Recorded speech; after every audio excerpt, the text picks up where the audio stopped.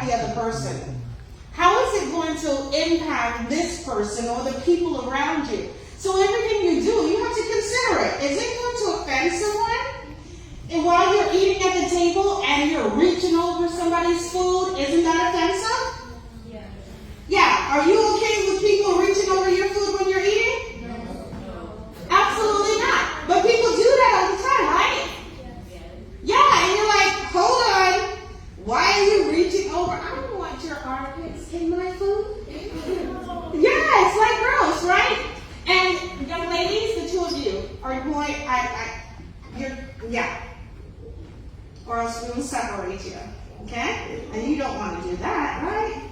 So sit up and let's focus up here, okay? All right? So we definitely don't want people offending. Another thing that offends people that is definitely not proper etiquette is using profanity, which is curse words.